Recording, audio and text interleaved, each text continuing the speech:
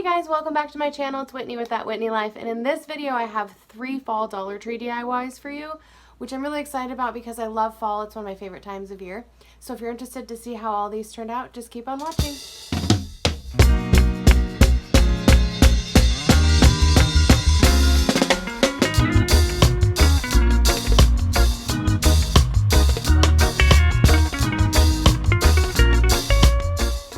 So the first DIY, I'm going to be sprucing up this velvet pumpkin from the Dollar Tree. And I just cut the stem off and then took the fabric off. It comes right off. It's not hard. I did make it kind of look difficult, but it's really not difficult, I promise. And then I took this black and white buffalo check fabric that I got during Christmas time from Joann's. And I just pushed that inside the pumpkin, trying to get it as tight as I could. I did struggle a little bit with it because this was like a fleecy kind of fabric, so it was a little bit bulky, but I think it worked out okay. And then I just went ahead and popped the stem back on, and I did want the stem to be gold. So I just took a gold Sharpie that I picked up at Michael's a while back and colored it in. Now, paint would probably be ideal, but this is just what I have. Work with what you have. You don't go out and buy new things if you don't need to. And then I took this raffia bow that I had from a different project and just popped that right on there. And that is it. I think this is really cute, kind of farmhouse-ish, but it's just an easy way to change the pumpkins to match your decor.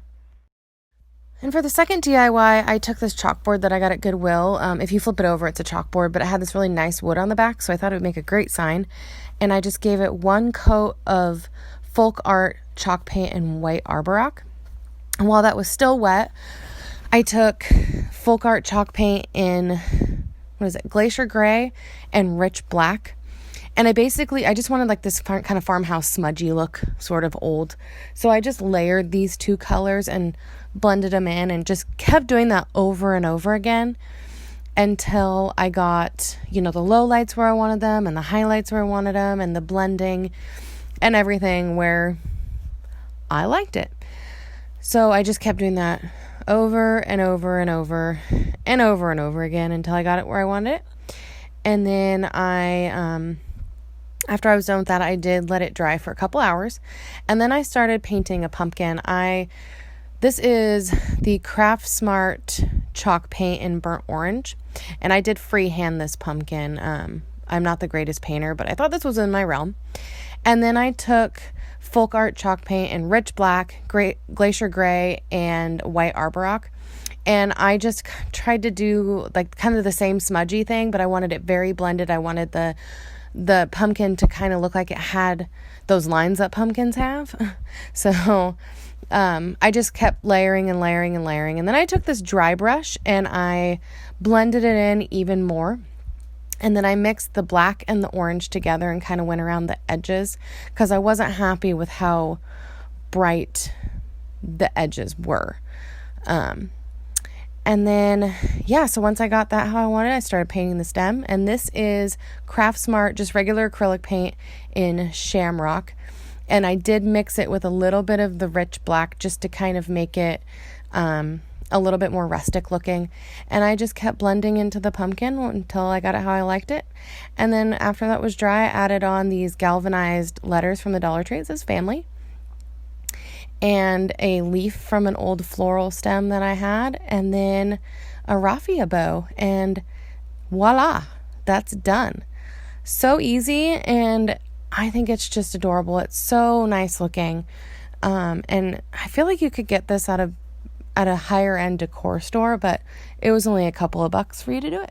And last but not least, I am taking this green styrofoam wreath form I got at the Dollar Tree and giving it one good coat of folk art chalk paint in white arborock.